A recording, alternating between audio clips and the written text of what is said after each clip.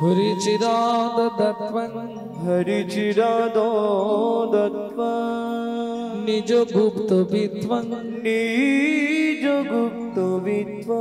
সপ্রেম নামামৃতম তুদারো আপাহরং জোবিত তারা শ্রী গৌর কিশোর শ্রী গৌর কিশোর।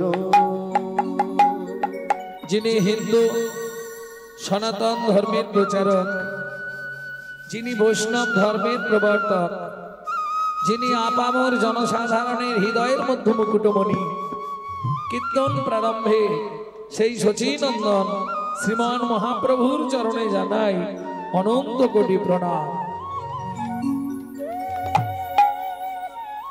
এইবার চলুন সংহিতার যে শ্লোক বললাম তার ব্যাখ্যাটা শুনবো। চিরাদ দত্তং নিজ গুপ্ত বিদ্বাং। যারা শিক্ষিত সমাজ আছে একটু ধ্যান দিন, আমি বিদ্বাংটাকে তিনটে সমাজ করছি। বিদ্বাং, নৈবিদ্বাং, উদ্বিদ্বাং। ও চাপার মা আসতে।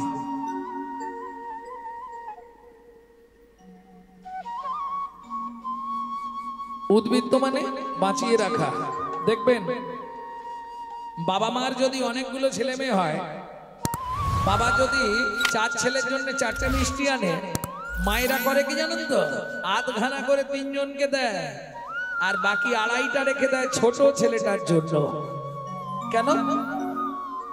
ওটা শেষ গুড়ন্তি তো, ওটা একটু ভালোবাসা বেশি পায়। কি সত্যি না মিথ্যে?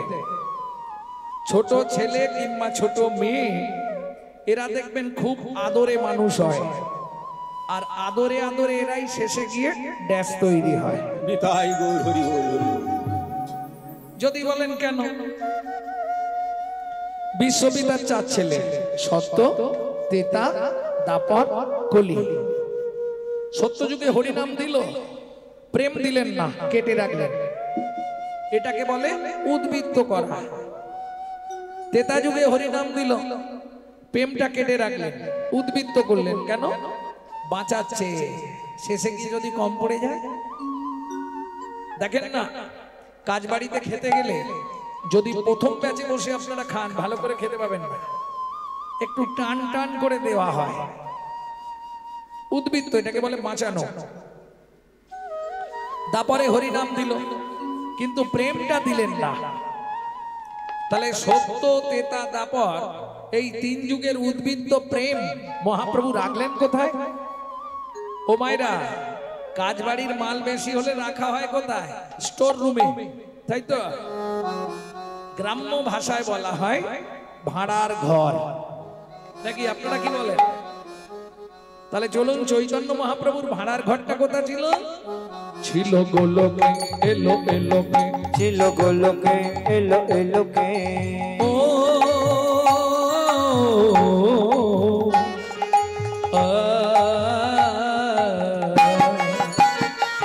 ছিল গোলকে এলো এলোকে, ছিল গোলকে এলো এলোকে, গোলকে এলো এলোকে।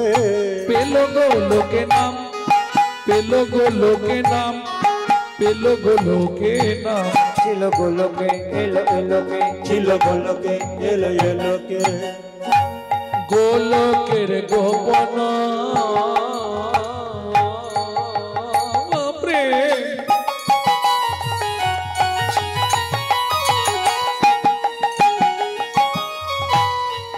পরিবারে দান। শোনো শোনো, ব্রজ ছেড়ে নদিয়ায় এলো গৌর ভগবান। ব্রজ ছেড়ে নদিয়ায় এলো গৌর ভগবান।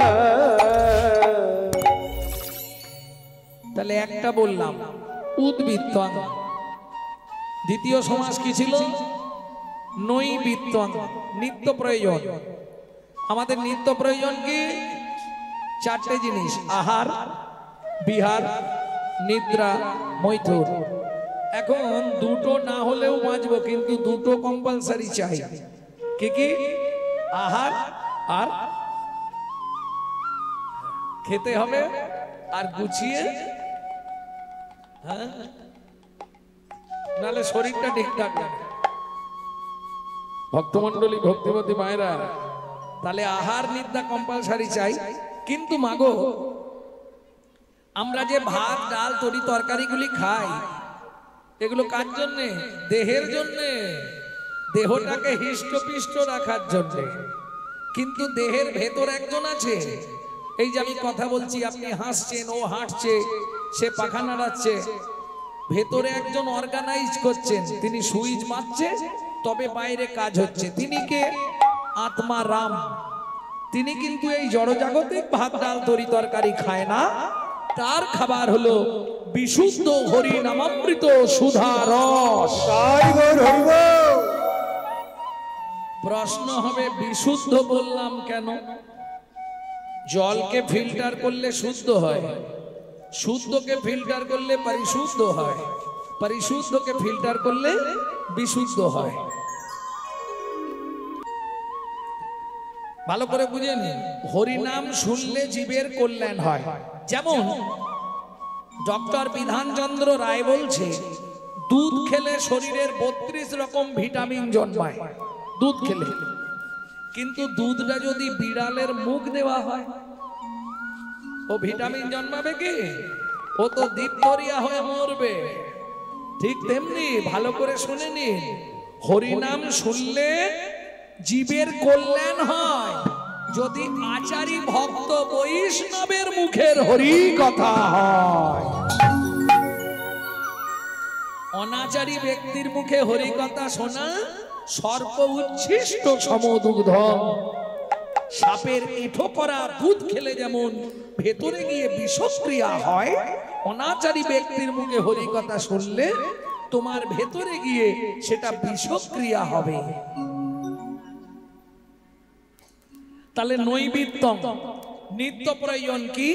স্বপ্নাদেশ দিয়ে মহাপ্রভু কৃষ্ণদাস কবিরাজ গোস্বামীকে চৈতন্য চরিতামৃতে 6টা লাইন লেখালেন। কি সেই 6টা লাইন? ভালো করে হৃদয়ঙ্গম করে নিন। নৈবেদ্যম, আমাদের নিত্য প্রয়োজন কি? সাথে পাঁচে মিলি নিজ দ্বারেতে বসিয়া, সাথে পাঁচে মিলি নিজ দ্বারেতে বসিয়া, কীর্তন করহ সবে করতালি দিয়া, কীর্তন করহ সবে করতালি দিয়া, কীর্তন করহ সবে করতালি দিয়া, কীর্তন কর সবে করতালি দিয়া।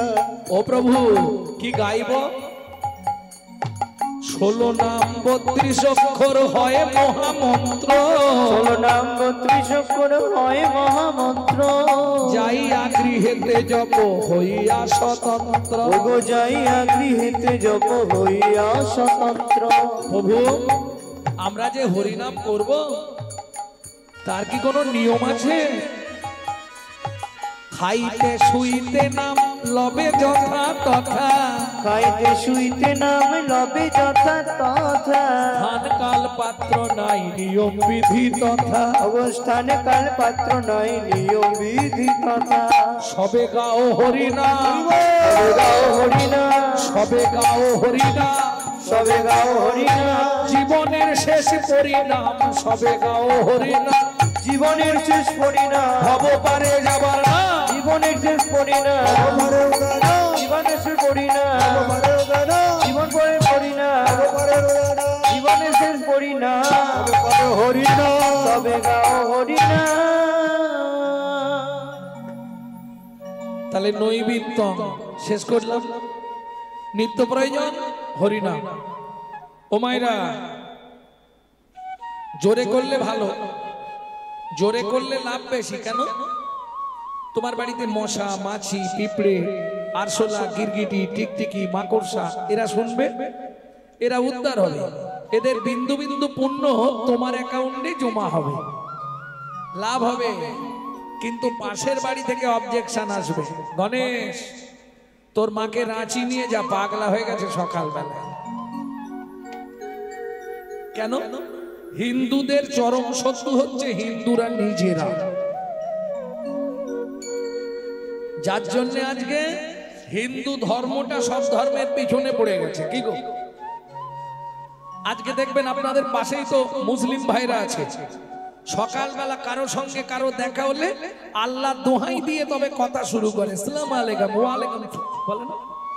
আর আমাদের দেখা হলে মামনির মা কোথা গেছলে গো, কি? আর যদি পুরুষদের দেখা হয়, ভোলা কোথা গেছলি রে, একটা বিড়ি দে তো। লজ্জা করে না?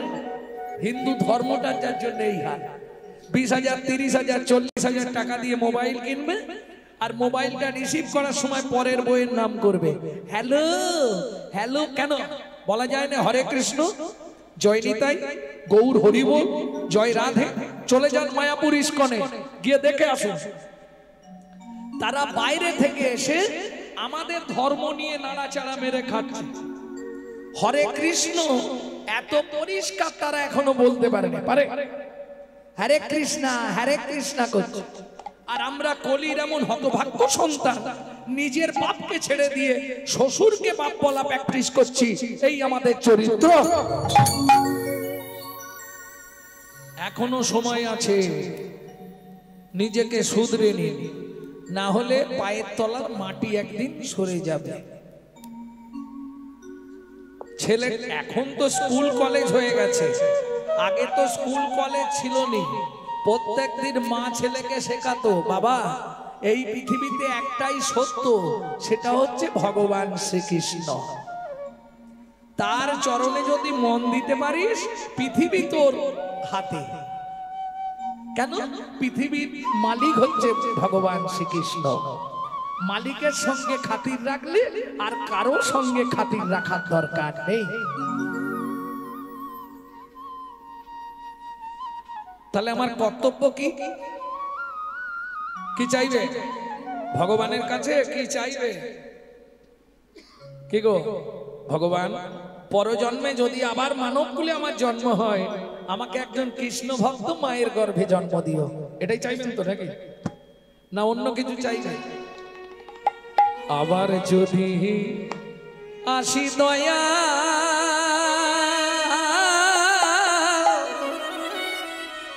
এ ভব সংসারে,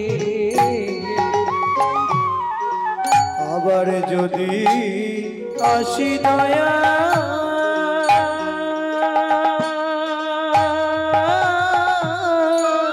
এই ভাব সংসারে, একজন কৃষ্ণ ভক্ত মায়ের গর্ভে, একজন কৃষ্ণ ভক্ত মায়ের গর্ভে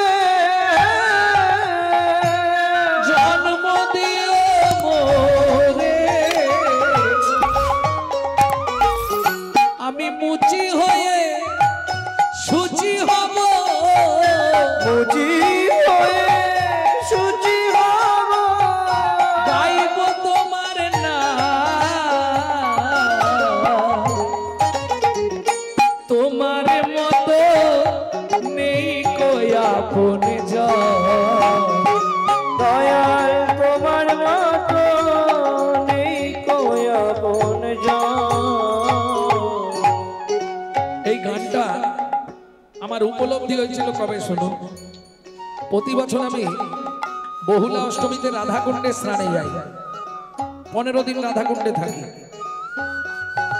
তা রাধাকুণ্ডের স্নানের দিন প্রায় 14-15 লক্ষ লোক হয়।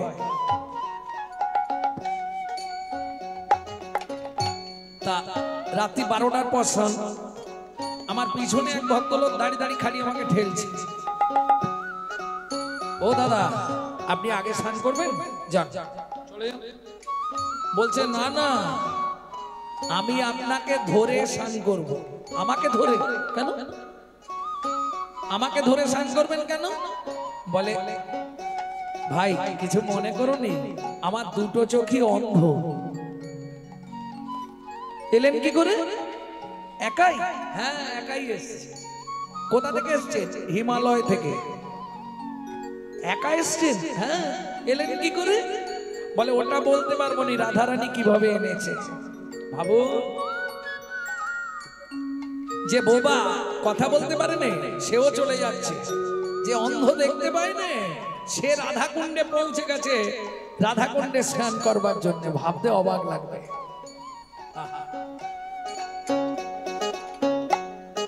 বোবা মুখে ভাষা তুমি গো,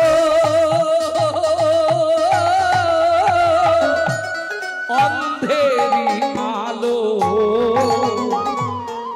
বোবা মুখে ভাষা তুমি গো,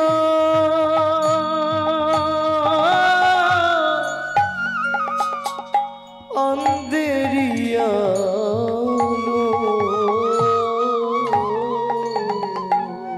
তোমার করুণা দয়াল তার উপরে ঢালো।